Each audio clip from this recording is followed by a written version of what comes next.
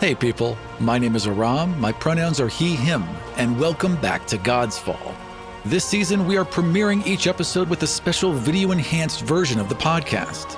You can join cast and crew for a live weekly watch party Sundays at 8 p.m. Eastern on twitch.tv/Godsfall. Don't want to wait for more? We've got you covered.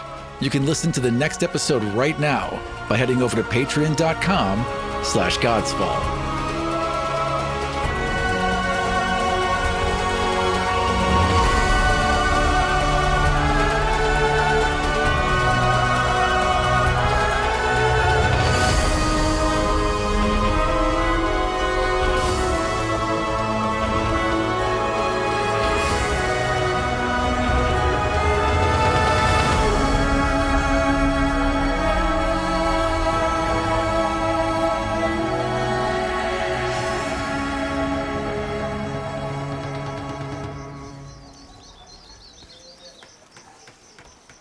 So it's Javiel? I have to look at my notes. I think so. 1 second. And Marabi. Javiel and Marabi, the demigods of bears and owls. Bears and owls. Fantastic.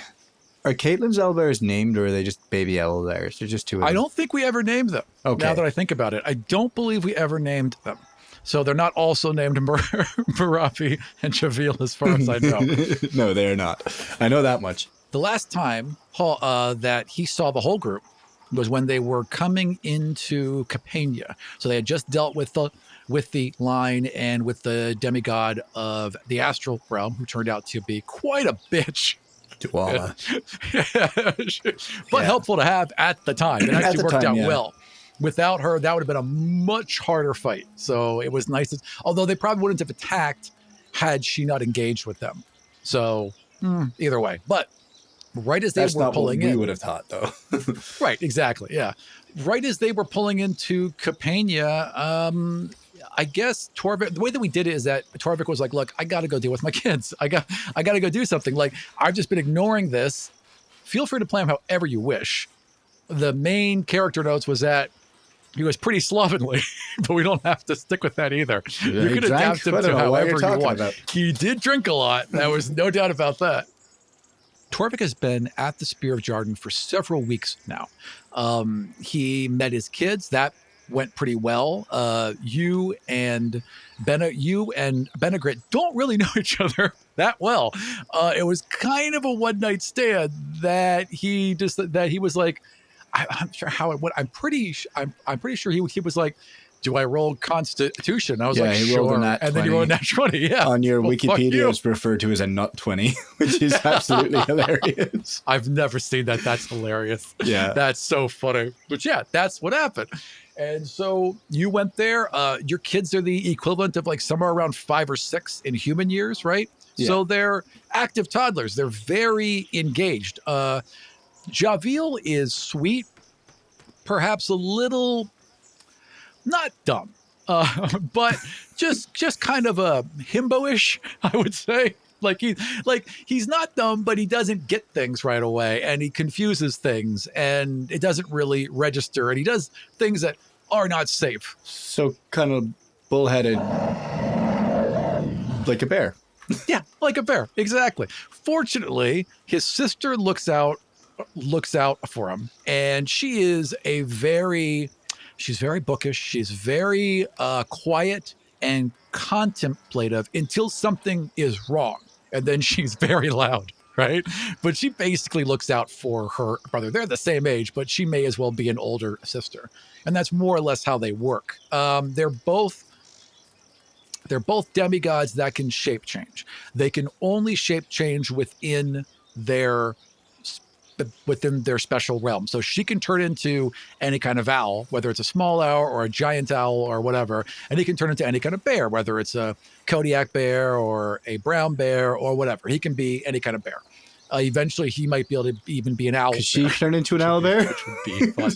But right now, they turn into bears, and the largest bear he can turn into is a polar bear, which is very impressive for being 6. The second largest bear there is. He is a 6-year-old boy who can become a polar bear, which is concerning. More concerning, though, is that Marabi can fly. So Yeah. you've got a 6-year-old that can fly, and that's very problematic.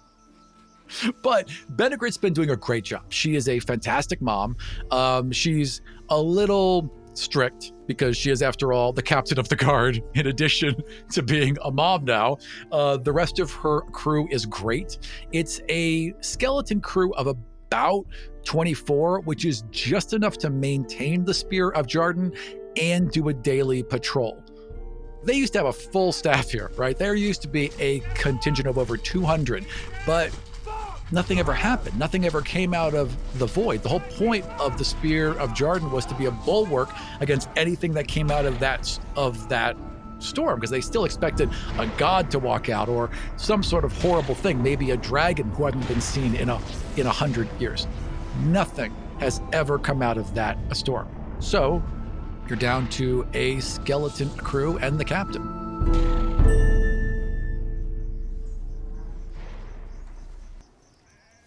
Because that's a great idea when gods are coming back into the world. Leave this place unmanned. Well, I mean, they've not unmanned, but yeah, not unmanned, but yeah, I mean, it's like anywhere else. Like the second we stop worrying about something, it becomes forgotten. That's how human beings are. You know, it's out of sight, out of mind. We've never had to deal with this, so clearly it's not a threat anymore. Yeah, that's just how we operate. Sadly, you know, it's the human mind or any kind of species in this world. It's just how we operate. Out of sight, out of mind. That's it. So, how do you think Torvik would be in this situation? When he first arrives, he's probably terrified of even like having to commit as being a father, but he's also excited. Yeah. And I guess the more he gets to know the kids, the more he's just having an absolute great time with them. Like, you know, he's running around with Javiel.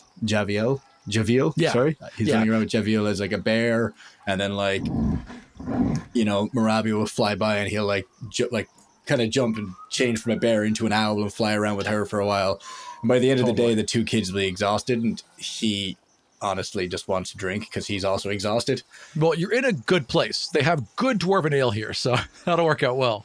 He'll like try his best to get to know Benegrit, but like even from the last time, she like doesn't dislike him as far as he knows, but she also doesn't want anything to do with him in a relationship kind of viewpoint.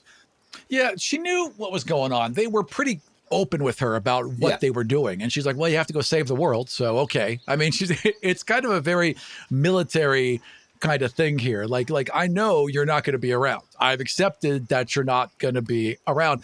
I'm in it for the kids. Yeah. If you're around, great. If dad wants to help out, great. But I am fully capable and I'm in it because I want kids. So that's kind of where she's at. She's happy to see you. And there's assumedly still an attraction there. So it's kind of like seeing, you know, it's like a long distance relationship that you got to see for the first time in what seems like quite a while. Probably something that, like, you know, might have ended, but not because you were on bad terms, just because it wasn't the time or place. Yeah, I would say you're probably almost as excited to see her as the kids. Obviously, The kids are the main thing, and that has been great. You guys spent so much time. I mean, the entire time you've spent with the main group has been on the run. You never really stopped. You never took a chance to just breathe and, you know, come to terms with who you are, your place in the world, all of that. And now you've actually had that time to kind of slow down, play with the kids, just spend a couple weeks just being yourself and being a dad. Now, that said, every morning he does get up early and fly a perimeter around to see if anyone is approaching, either as a hawk, some kind of bird with very good vision, just to see if there's any approaching ships, anything out of the ordinary that wasn't there yesterday, because he's still paranoid, especially after facing the line and everything else that's been going on. This like the third week you've been there. You get up in the morning and you're kind of like walk to the tallest tower, stretch, get some of that fresh void air. Right? And before you take off, you feel a little tug at your leg, and there is Marabi. And she's in her little dressing gown, and she's got a little chubby hand grabbing your pant leg. Oh, Marabi, what are you doing up here? Hi, I'm coming. Well, we're both coming. And then she looks, and Javiel's kind of like tucked around the corner, peeking around. Like, is it okay? Let me go out first and just stretch my wings and make sure everything's safe. Then I'll come back and we can go and have a good time. All right? Oh, we have to go on patrol too because someone has to protect this place when you leave. How about this? I will go out and do it myself today, and then after I'm done, I'll bring you on the route around to show you what I normally do. Is that a fair compromise? And she looks up at you, and she looks back at Marabi, and she's like, mm-mm. And she just jumps out the window. Plummets straight down and effortlessly turns into this giant owl as she's falling down. And like her control over her forms is better than yours. Yeah, I was gonna say like she's just she grew up doing it. Like all right, it's just second nature. And she and her wings pop out, and then she flies back up. And Javil is now running for the window. I grab him. It's like, you can't fly. What are you doing? And she's like, but Sister Alba, she always catches me. Watch, throw me. First, you show me how small you can turn. And he turns into like this little brown cub. So you're now holding this little bear cub with these bright green eyes. All right, your mother's not around, is she? Mm-mm. I chuck him. Right? Like little bear, way! And she swoops in and grabs him, and they both fly up. And now she's just doing lazy circles around the tower with her brother just clutched in her claws. Okay, Torvik just wants to take a look down at the base of the tower to make sure that Benegrit's not around. Roll me a not a spot. What the hell do we do in D&D? That would be a perception, right? Yeah, thank you. For rolls, you can roll however. I'll just roll. Roll 20. Roll real dice. It doesn't matter. I'll just do D20. It's cool. Convenient. Rolls an 8 plus 2 at 10. Okay. All right. So you don't see her, but they are attracting a bit of attention. Okay. So Torvik's like, oh, bloody hell. Jumps off, transforms into a sizable eagle, and flies off, screeching for them to follow him, basically. Exactly. And she's flying around, doing a flip. She drops her brother, then flies down and catches him again. She does and that. They're just Torvik giggling. just like spins back. And if a bird could glare, he's like giving birds her... can glare. Okay. Birds are good at that. Yeah. Yeah, he's like his death eagle look. He's like, he would have been the exact same way if he could turn into animals when he was a child. 100%. Who wouldn't? Like, I can go fly. Let's go fly. Oh yeah. Right. So you guys start, I guess, patrolling. Yeah. So I don't have a map in front of me, but as far as I remember, it's like a river feeding up towards the spear, isn't it? And then there's a large open pool of salt water at the edge there.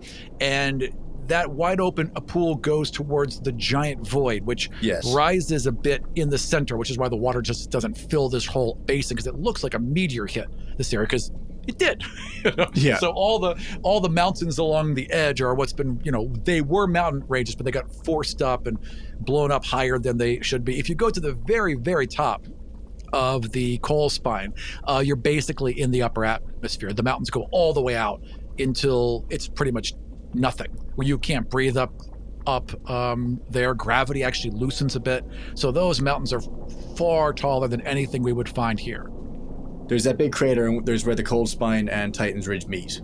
Yep. Spear isn't in between those. It's on the opposite side, closer to the void. Just past it. Yeah, basically. Okay. They kind of built out all on this side. Yeah. Okay. So Torvik would, obviously he's not going to fly all the way to where the Titan's Ridge and the cold spine meet, because that's quite a distance, but he'll do along one side up to a certain extent when you can, in the distance, see, where the ranges meet. He doesn't need to see it perfectly, and then he'll patrol over the ocean and then come back up. So like he'll fly, say, along the cold spine up to a certain point, then cut across, and then come back down by Titan's Ridge, and just really make sure along the ground and there's no boat or anything like that. Nothing out of the ordinary, nothing different that he'd normally see. So the only other feature then would be what's called the Impossible Road. It is a unbroken, perfectly straight road that goes from the Spear of Jarden to where the Union was. So it just vanishes into the world of Storm, but it stays clear of debris. It never breaks. There's never anything wrong with it. It's just a perfect road that's always there because the gods built it. That said, it's not just the Five Kingdoms side that he's taking a look at, actually, because when he comes back, he looks through the void as well he can, because, he was there with the rest of them when they saw God of Chaos banging on the walls trying to get in.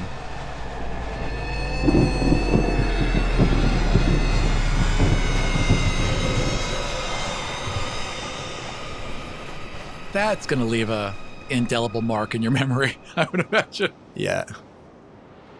You sweep along the side of the Five Kingdoms. Nothing seems out of order. There's a couple animals that you interact with to kind of show the kids like, oh, this is this and this is that. And you're just kind of like, being a normal dad, just answering an endless flood of questions as you take them on a field trip, basically.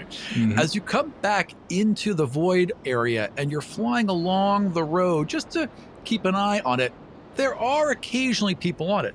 Every week there's someone who is going to the world of Storm. There have been these little communities that have popped up right at the edge of worshipers, scientists, writers, people looking to live at the very edge of reality. They all are kind of drawn in a constant stream towards the world of Storm over the past 100 years. Okay, I was going to say this is a constant thing. It's not a recent thing. Yeah, every year there's a big pilgrimage where people will go to where the world storm falls every single year. But that's not going to happen for another half a year. But there are people who just live there all year round, who don't just come for that 1 year, because there's a lot of people that would just rush into the void once the world storm drops and just find things. There was a huge gods battle here. There are still artifacts buried in the sand right by the right by where the Union is. And there's also people who feel that if they could get into the Union, they would tap some limitless power or divine energy. There are people that believe that there are literally thousands of magical items that have been gathered and locked within it. So there's a lot of treasure seekers, and then just a lot of people who believe that the one true god, Zavan, is still in the world storm.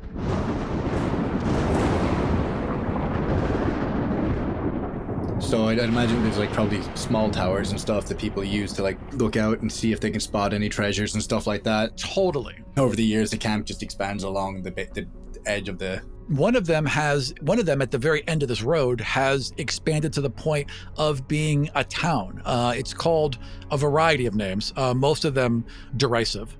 Fool's Folly. Some people call it Zealot's Hold. Most of the people in the town call it Oasa. And right now, as you're flying over this main road, you are seeing a large wooden wagon made out of ironwood, round and bulbous. It looks like it barely is supported on its wheels. The 4 oxen that were pulling it are slaughtered. Their blood is splayed out all across the sands. The wagon is like a little bit off the road and tipping rather precariously, and on top of it are 3 dwarves, 2 younger dwarves with crossbows, and then an older woman who is ordering them as sand lampreys swirl around them and try and get up on the wagon. All right, and sand lampreys are what? They're basically just lampreys. And how large would they be? Think like little dunes, right? Little dune worms, maybe 5 or 6 feet long, enough to kill you. Yeah, for sure. My kids are still with me, right? Mm-hmm. I'd like to, with them, swoop onto the top of the carriage and turn into Torvik. Immediately with my shield, not my axe out, but my hand on the ship, I have just been don't panic, I'm here to help. As you say that, a sand lamprey lunges up onto the side, so it's kind of leaning on it, and the whole thing rocks to the side. Not quite enough to get up on the wagon, but enough to be scary. What's that, Dad? What's that? They're now turned into kids around you. Right? You two, stay put, don't move. Would I recognize what these are? Oh, yeah, absolutely. You've been here long enough to know there's not that much that lives in the void, so the few things that do would be things you'd be aware of. So these are not something that I would be able to kind of commune with, or... These are from somewhere else. They are not from this world. They are not animals, so you can't really talk to it. So if I use the anti-creature or anti-beast spell... Anti-life shield. Yes. That would definitely work, because that stops all non-plant life, basically. All animal, all fauna. It stops all fauna. So if you were to expel that, it would shove these creatures back. But not the other people that are there. Right, no, you just put it around them, yeah. Okay, so I would like to use that just to push everything back 10 feet. How does that work for you? He takes the haft of his axe and he hits it onto the roof of the ironwood wagon. As he channels his divinity, his eyes glow with the that purple and pink swirling astral realm. Yeah. And almost like what Xion does, but like a field kind of pushes out, but like maybe with the kind of green hue of like nature and beasts and life and whatever, pushes out from him and like holds. And it's almost like a shimmering field that they can see through, and if someone wants to go to walk to it, they could walk through it, no problem. It's just, the lampreys on the other hand are just trying to get against it, get in. It just ripples the sand outwards, and you see little beetles and tiny little creatures being swept up and shoved to the side. Yeah, totally. It just rolls them all out like a big wave. Encompasses all of the wagon, all of you, and the dead oxen that have been just torn open, because these things are looking for moisture more than they're looking for food. Thank you. Who are you? Nice to meet you. I'm Torvik Wildtongue is my name. I've been seeing a bit of activity around the camp these days, but you've got quite a wagon here. Ironwood, I see.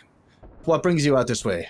And she looks down and she just slaps the top of the ironwood wagon, and it's like a little unbalanced, so it kind of wobbles, and you can hear a large amount of liquid sloshing back and forth inside it. The entirety of it must be filled with liquid. My name is Noddeth Sea Splitter. These are my sons, Ormir and Byrok, and we are water sellers. We collect water down here, and we take it to the zealots in the camp. Oh, and would you normally have trouble with these lampreys, or? On occasion, you can normally handle it. This is aggressive, even for them. How would you? All right. Well, you look to be in a bit of trouble now. Would you? I can help you get out of at least the sand and closer to the town if you accept my help. It is a couple days' journey to the edge of the storm wall. So she would very much like your help, but you're going to be invested for a couple days. Otherwise, she's kind of stuck here. The lampreys, can they travel through any of the ground around here, or is there a point where they can't? Okay. As far as you know, they don't like water. So normally this is odd that they would even attack a water seller. And I would know that they don't like water, right? Correct. Absolutely. Well, before anything, would you mind if I had some water? Walks down, gets one of these, there's, they have water, but there's also several water skins, because they'll just sell those, right? So she just grabs one and happily hands it over. And it's good. It's clean. It's better than it should be, and it doesn't have any salt in it. So you're not quite sure how they're pulling that off, but somehow they're getting the salt out of the water before they even bring it up. All right, no, what he was thinking is, in his head, why would they be attacking this with all the water if there's water inside of it? Right. Exactly. Yeah. But would it be a common thing for, would he have ever seen a wagon like this going back and forth?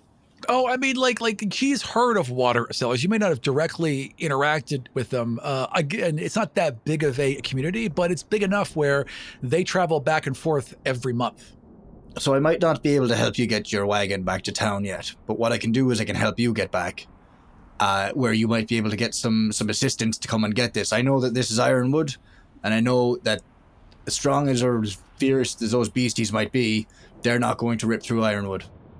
Dad, I could be a bear. I could be a bear, Dad. I can pull it. And like you're one of the, and he hops down and forms into a bear and goes walking over. I can pull it, Dad. I can pull it. And the people are probably like, what the hell is going on here? Are these your kids? Yeah. Yeah, these are my the apples of my eye. This is Javil over there. He is the large bear that you can see. Hi, I'm Javil. And this is my quiet little angel here, Marabi. I am Marabi. Dad, do we trust them? Do I trust them? Can I do an insight check on them? Yeah, absolutely. I say to her anyway, it's like, yes, of course we trust them, and just kind of like... We trust them. Just another 8 plus 2, so I mean, all I roll all night. Yeah, they don't seem to be lying, and they don't seem to be shifty. Like, they seem pretty open.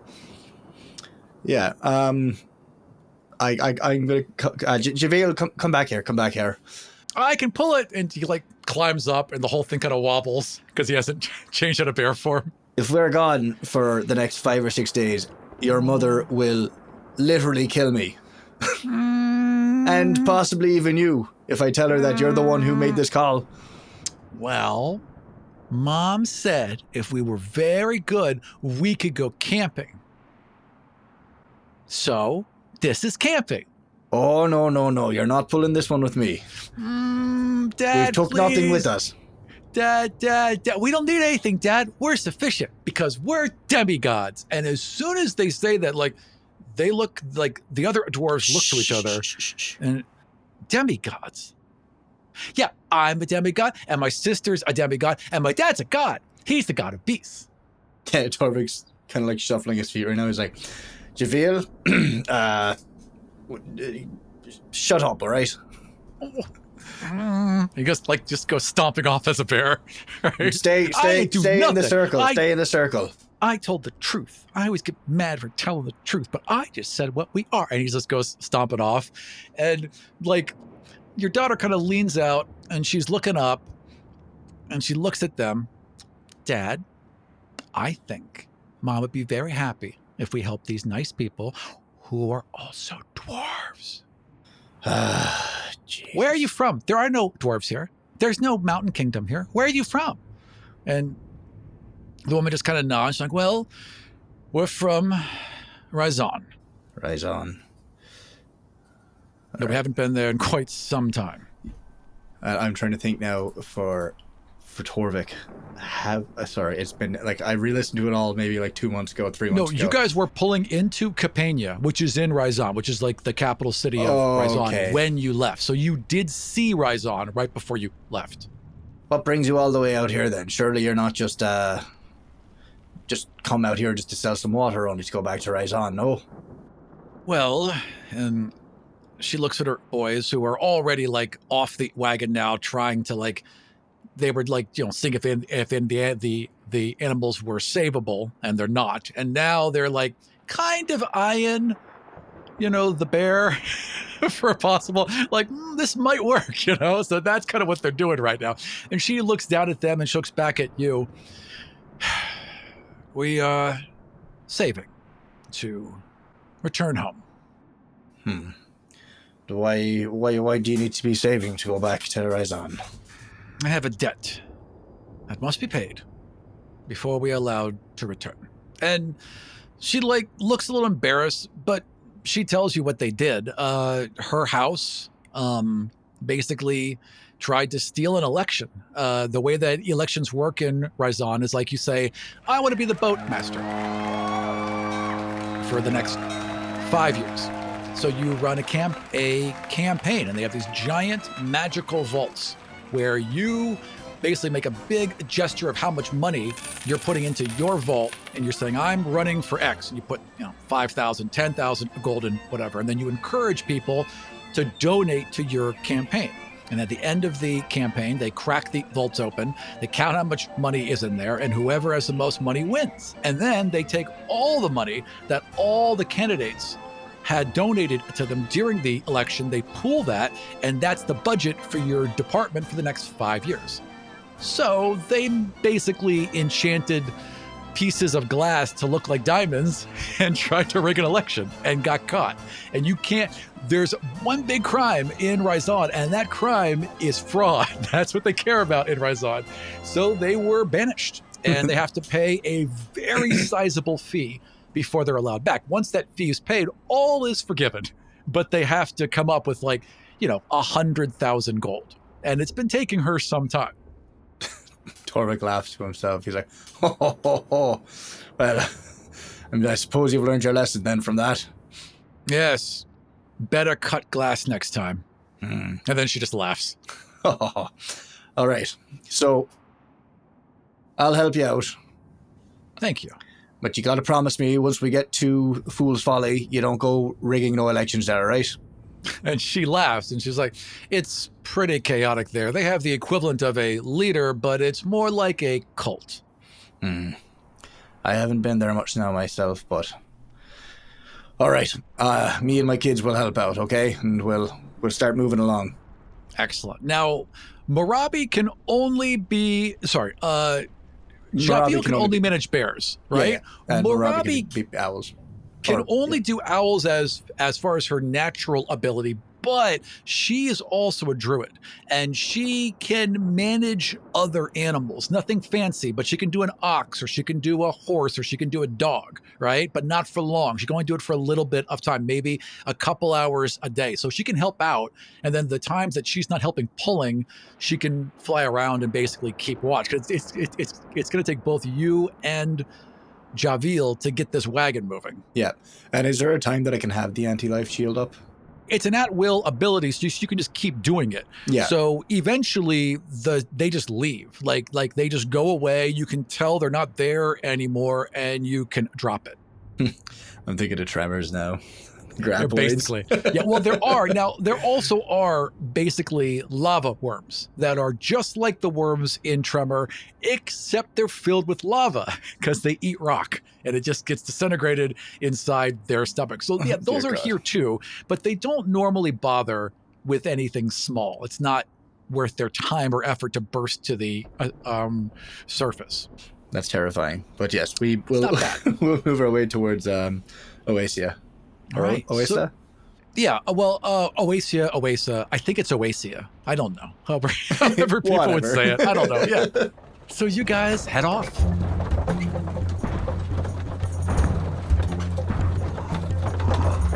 The first day is hot, but relatively nothing happens. Like there's a beetle and your kids get super excited. And that's pretty much all that happens. And like that night, they're all just like trying to find dung beetles and trying to help them. And they manage to one of them turns into a giant beetle and there's and they're still having fun. And they set up camp. They feed you well. They have a surprisingly good stock of food and wine aboard this vessel. Torvik would like along the way to just explain to them, like, when we get to Oasia, don't mention anything about us being gods or demigods. In fact, don't mention it even when you go anywhere else. Don't mention it. Your business is your business. I will not intrude, and I thank you for your help. I'm not sure what we would have done without you, and I cannot get another of these wagons. You must have spent quite a bit just to get this. Everything I had. The elves aren't very fond of giving away their ironwood. They are not. However, they are fond of our drink, and they're not great in poker. And she laughs again. He thinks back to, even if he was to play poker with Rina, she would either probably win or lose horribly. Because it would be one of the two. Yeah. Yes, 100%. 100%. She wins as long as Oinkers doesn't pick her cards, because Oinkers thinks he's great at this. And just Oinkers stayed with them, did he? Oinkers did not stay with them. Actually, no, I'm sorry. Oinkers did stay with them. He is with them because you told Oinkers to stay because I didn't want to take Oinkers out of the game. I was okay. Oinkers is currently with them. And if you focus, you can get a message to Oinkers wherever she is. All right. Who's the other elf that we were friends with then? Was it Amaril? Adamil, yes, exactly. Adamil. The god of speed and a fellow Ironwood elf. Yes, okay. I'm just trying to get names back in my head. Okay. Ask. So yeah, after just kind of Yeah, he trusts them, and he's happy to keep on just keeping on going towards Oasia. Then it takes you 3 days. And on the morning of the third day, where you still have a decent journey ahead of you, there is a thunderous crack and a purple bolt of energy that seems to explode towards the sky inside the storm. It just lights up the whole edge of the storm wall, and then it just collapses.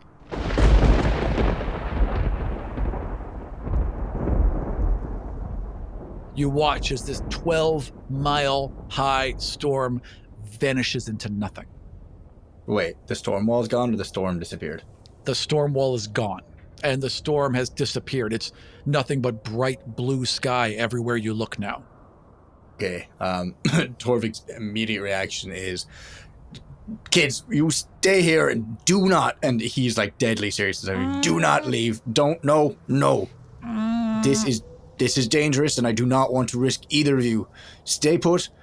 I'm checking this out. And he turns to everyone else. So you're going to leave us with the sand lampreys? No, I'm leaving you with these other dwarves that we've been traveling with that you wanted to help. So you make sure that they're safe, okay? Not logical. Yeah, I suppose. Fine, Dad. And they just go stomping off. They're both unhappy, but they'll do as they're told.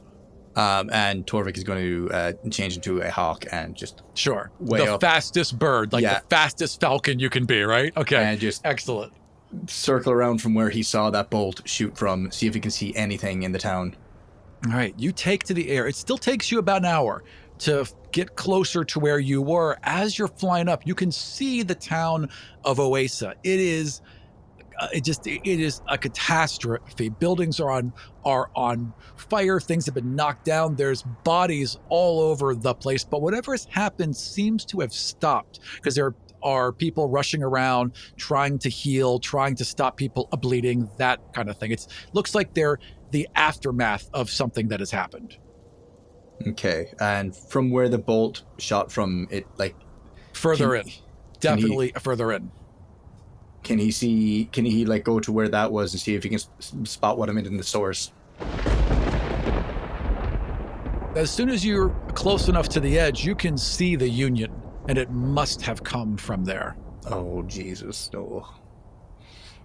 All right. He circles back to get his kids. Okay. And he says to Nadeth, Oramir, and Bite. It'll take you a couple hours to get back. There are people that you can see that won't make it. People, oh God. And you are a paladin. I know. You are basically a triage machine. You can just go 1 point, 1 point, 1 point, 1 point, and save everyone. So Torvik is going to land and just rush into the town. Basically just, lay on hands, doling out hit points where he can, looking for the most injured, and then giving advice and support to the people who aren't so much injured, and just explaining to them what to do. Basically, just kind of rallying things around him and telling them what to do, because clearly they're all just panicked and clueless and don't know what they're doing. As you're running into the town, a hill shifts to the left, and a gargantuan Goliath stands up. She has coal black skin and this flame red hair that she's pulled into heavy braids, and she has a bow as she rises out of the sand. Stand! Who goes? Oh, what's going on here? Who are you? She lowers her bow and she looks at you. I'm the sheriff. Who are you? I am a helpful passerby that's helping these people who are injured and dying. Are you a healer? I am. And she puts her bow away. Come, quickly. And she leads you from person to person. They're being taken care of by these people in white, like these white and ivory robes that are just covered in every religious symbol you've ever seen. And they're doing the best they can to patch people up, and they're being led by this human man who is like too pretty. You know what I mean? Like when a guy is a little too pretty, he's like he's too pretty, so he's probably evil. Yeah. Who's that guy that played the Joker recently? What is his name? Jared You know what I'm Leto. talking about? Yes, Jared Leto. He's just a little too pretty. There's just something about him you just don't trust. And that's what this guy looks like a really pretty long-haired man, right? And he's walking around and he's got this little tambourine and he's like, oh, you all are doing so well. Oh, and then he like kind of spins over to you and lands a hand on your shoulder. I brush it off immediately. I had a dream about you. You're here to help. Yes, please, save them all. I'll save who I can. Who are you? But what happened here? Well, my name is Brother Everin Tavik, and I am the leader, I suppose. Though the title is far too much, but I am the leader of these people. We have all come to worship. Worship what? Well, the storm, of course. The gods. Well, it looks like your gods are gone. They speak to me nightly. A little ring in my ear, a little messenger. And I don't suppose that you're the cause of what's happened here, are you? Oh, no. I don't wish any harm to these people. We are all seeking enlightenment, after all. No, this was different. We had a stranger recently, an odd man, claimed to be a god. God of what? Vitality, constitution, vigor. He must have been mad. The gods are dead. He was mad, I believe. He walked straight into that storm, and as he did, it collapsed. And we were attacked by creatures. Zombies? It seems absurd to even say the word, but they were like flesh, but also rock. All right. And where are they now? What happened to them? Did you fight them off, or did they leave? And he walks, as you're walking and like healing people as you're going, right? He walks you kind of to the edge of the camp where the world storm would have been. And there are several of these broken skeletons and where all the flesh should be is stone. This isn't anything like what we saw in, was it Barros's tomb? This is exactly like what you guys saw when you were in Turtle Bay. Because there was the meteor. asteroids that came down in Turtle Bay, and then these it turned people into these rock zombies. This is exactly what you guys fought before. Go back to your people and make sure they're tended. I have my own people I need to take care of. Is there anything else out of sorts that's happened here, or you said the gods speak to you? How or what do they say? Just that they are there.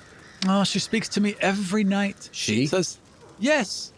Well, sometimes. Sometimes, perhaps not she.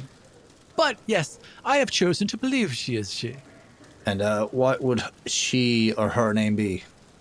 Oh, she says she has many, many names. But the one I call her most often is Karen. Karen. Karen, yes. Odd name, isn't it? It is. Sounds like a bit of a... yes. Odd name indeed. I've never heard it. No, so exotic. So exotic. Okay. And what does Karen claim to be the god of? Oh, the god. The god. Yes. But you know as well as I that there was multiple gods prior to the Gods' War. There were multiple gods. She is new, as she would say. New. Would you like to speak with her? Well, you should probably heal that one first. Oh, and maybe that one. And then we can definitely go speak with her. Oh. Can I do an insight? How much do I trust this guy? 11 plus 2, so 13. He seems to very much believe what he is saying. How do you speak to her? Well, I have my meditations, of course, and when I find the inner harmony and my ears are fully able to hear and my eyes are fully able to see, she appears. How far away at this stage are my kids again now? So right now, they're about, if you were at full speed, doing nothing but flying at about 150 miles an hour, about an hour away. So about 150 miles. Okay. Not close. No, not close. Damn it. I don't have any way of reaching out to them, do I? You don't, unfortunately. I don't think you can cast messenger or anything like that, can you? No. Oh, because you know are a what? paladin. I Yeah, what do you got? I can use an animal to deliver a message, and my That you daughter's a can do. druid, correct? 100% she is. She will definitely understand. You guys have done this before. Okay. I'm going to find a bird. Easy. Anywhere. Yep. And Yeah, I'm easy. going to ask it to deliver a message to the kids. Why, hello. Hello. Hello, Hello. there, bird. Hello. Hello. Hello. Hello. Shh. I'm going to need you. Yes. I point in the direction of where the kids are. I'm going to need you to go and find the little girl who can talk to you. Yes. Tell them to go home and to say sorry to their friends. Go home, little girl. Sorry about your friends. Correct. Done. Thank you. And It boom, just takes off. okay, take me to talk to this god of yours. Of course. And he just throws his hands up. Children, we are celebrating. Come. And you are instantly swarmed by like 12 robed, seemingly drugged figures who are just so happy to see you. And they're walking you to this large white tent that seems absurd to be in the middle. Like there's a lot of effort there putting into their shit that really could be spent surviving, right? Yeah. But no. But he provides them all water. He seems to have money to pay for anything he needs to pay for.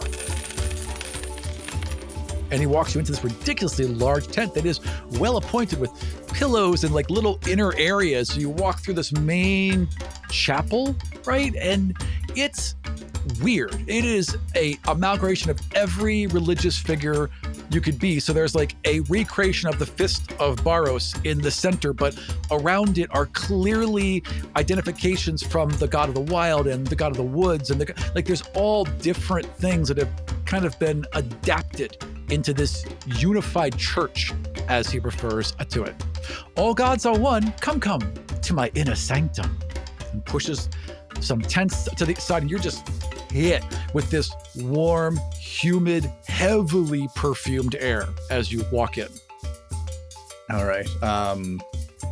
I'd like to maybe take a rag or a cloth and just put it over my face, just because like he's seen the way that the disciples are acting or whatever they are, and he Oh, figures, it's definitely opium. It's 100% Yeah, okay. opium. Yeah, absolutely. Yeah. But I guess I do have resistance to all Right. poisons. It's not going to affect you, actually. As a paladin, you can't really get drunk because you can't be poisoned. So you can enjoy alcohol, but you don't really get drunk. So yeah, the same thing here. Drugs don't affect you. Okay, so yeah, I follow through, and so where is this god of yours? He leads you to this pillow, and his followers are like wiping the sand off your arms and washing your hands and feet and like running fingers through your hair. At every point I'm pushing them off. Yeah, like absolutely. to the stage where I take my shield and I start shoving them like no. There, enough, children. The god will accept him as is. Oh, and they all vanish, just vanish until it's just you there sitting. It's like, sit with me, and he sits cross-legged and puts his hands out towards you. I look for a chair. There are no chairs, just pillows. All right, so Torvik kind of like maybe like 5 or 10 feet away from him. He just does not trust this man at all. He just plonks down right in his arse, legs out in front of him. And he nods, and he kind of, scoots over, right? Until he's right up in Torvik takes his axe out and like leaves it at his side. Oh, that is holding rather impressive. Holding the haft. Yeah, fair. Understood. Now, may I see your hands? Or one hand is fine. Sure. All right. Puts out a hand. Okay, all right. And he takes his finger and he's gently tracing the lines on your palm. And as he does, they glow. They glow with like a silvery energy and fade as his finger leaves them. Ah, yes, you are also a god. Well, how lucky. I pull my hand back. God of beasts. How do you know this? And he looks up at you and his eyes are swirling with that same pink and purple energy. because the god has allowed it. Are you sure you're not a god yourself? I am an assistant to God. You are one of the small gods. Let me speak to your god then. It can be quite intense. How do you usually pray? Pray. You don't. Yeah, I don't know. He kind of laughs. He's like, I don't know. Get me a beer. Get me an ale. Of course. And a literal flight of ales are brought before you. This wooden tray with 6 glorious ales ranging from very, very dark to very, very pale appear before you. All cold, somehow. I pick one up and I'd like to just take a sip. And could I do like a medicine? Hell See yeah. if there's anything that might even hurt a dwarf. You know what? Just got another 8. Yeah, I mean, 3 plus it's 5. like, it's strong. Even like you're like, whoa, this is actually kind of strong, but it's good. Like it's exceptionally good. It has these red oak hints and this real earthiness to it that like feels like some of the, ancient dwarven ales that have been, made for centuries. At this stage, Torvik is he's been drinking swill. Well, the ale up at the spear is not great, and he takes a sip like and he's Beast. like, Yeah. I don't see, and he's like, well, fuck it, and he just starts drinking it back, and it's like pouring Please, down his beer. And Bring he's just more like, for our guest, thank you. He is a man of religion. Yes. Yes. Yes, pray into my god. All right. So he just begins, and he's banging his tambourine. He's singing. He's quite skilled. His voice is melodic and gorgeous. The ale is amazing. You feel a little tipsy, actually, and it's turned out to be kind of an enjoyable day. But he's just silly. He's just flailing about and rolling all around you. It's entertaining, but it doesn't seem like it should be anything until it's suddenly very dark. Too dark. Am I still in the tent? Do I look around? Yeah. Do I still see him? Darkness has seemed to creep in at the edges, so just past the flap there's nothing, and the darkness seems to be closing in. I'm kind of donning my shield and then picking up my axe and standing up at this stage, looking around, being like, what's going on? He leans down, puts his hands on your shoulders, and nothing. This is her. Can't you see? And gestures towards the darkness. Do I see anything? I would like you to roll perception. All right, I can get at least one good roll tonight, I promise. Nope. 5 plus 2, 7. You're just looking and it's just darkness. It's just this weird, undulating darkness that has a shine to it. And as you kind of lean forward a little bit, your eyes go wide because it's not darkness, it's spiders. Ow. Nothing but a wall of spiders. Hello? Hello, are you there, Karen? You hear a woman's laughter if it came from 1,000,000 spiders. That is just horrifying. And you turn and he is fully leaned up against the wall and spiders are climbing all over him and he just seems to be reveling in it. Who are you? We are. You are? We are. And you. And the walls kind of like lean in for a second, kind of over you and then pull back out. I am Torvik. Torvik. And the word just kind of dances in 1,000,000 mouths all at the same time. Yes. And you are God. I am, and apparently you are too. According to this man, you are the god. I am. And you've come to me. How fortunate. Fortunate for who? For all. In this stage, Torvik's like, okay, and he's looking around the tent to see, is there a way out? There is not. There is only spiders all around you now. Over you, to the sides of you, it is nothing but spiders. Is there candles? Or... Oh, sure. Absolutely. Yeah, okay. So just to know that that's there, cool. So why have you chosen this man to be your voice? Who else, what other gods do you know about? How do you know about me? I speak to whoever can speak to me. And are you from our part of the world, or are you from out there? And she laughs. Out there, oh, smart one. Yes, I am from here, and out there. He's thinking back to the vision that they saw at the top of the union of the god of chaos banging on the wall. I guess there's no way that he could relate that to these spiders right now without... Does he know the name of the god of chaos? Well, you know the name of the god... You know the name of the god of chaos that was? Yeah. And her name was Vestrix. Okay. Nervously moving towards where the candles are, he's like, would I be wrong in calling you Vestrix? Better to say she is now he. She is now you. So you'd be her counterpart, as I would have been for Ova then. No. You are what came after. And you can see the spiders like form into a hand and kind of like tiptoe in the air towards you until they open up. And inside of this spider hand is this little godstone. And all the spiders are kind of holding it up and gently turning it around. So it's very dramatic. And what are you doing here? The wall is down.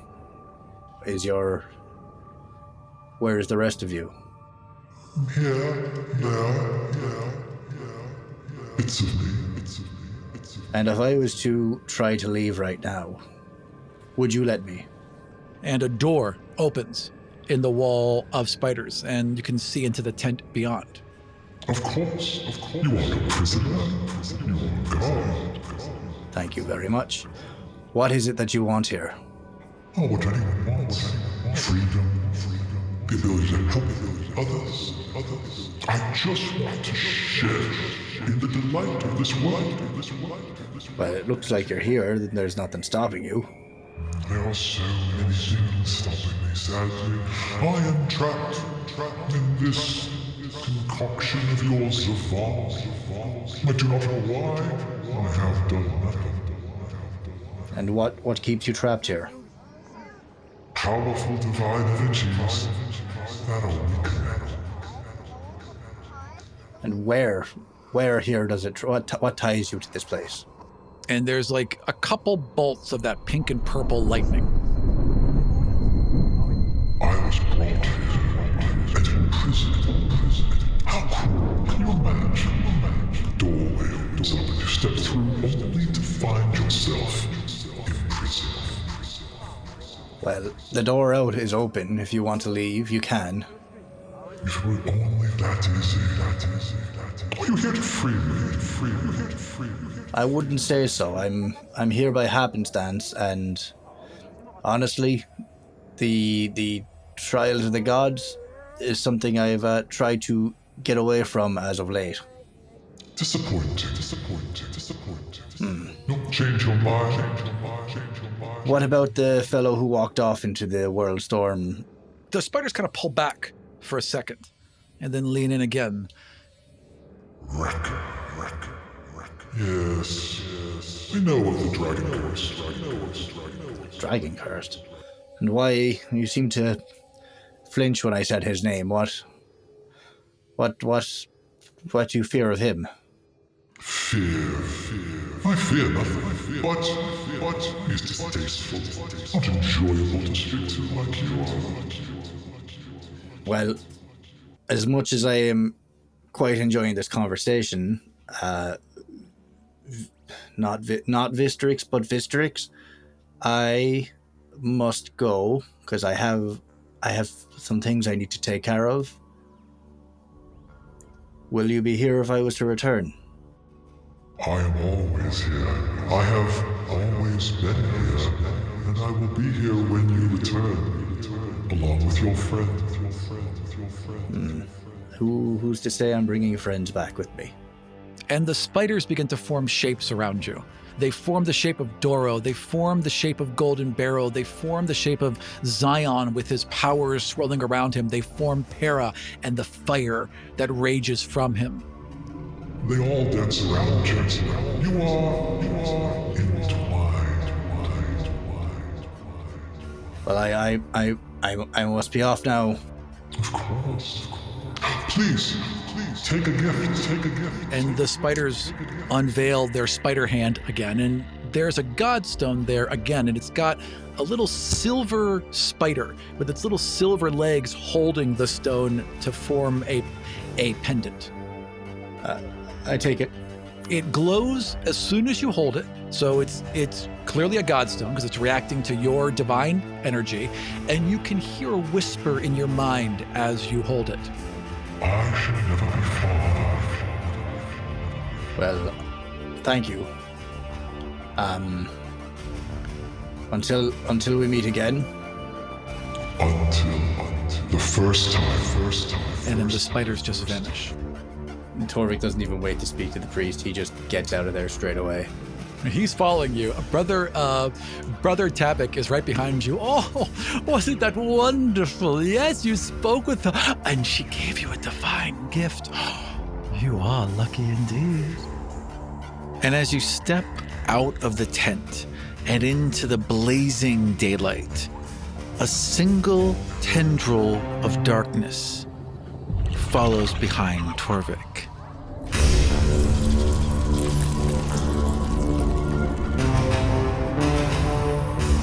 Thank you for joining us for Godsfall Season 6, Episode 5, The End of the World.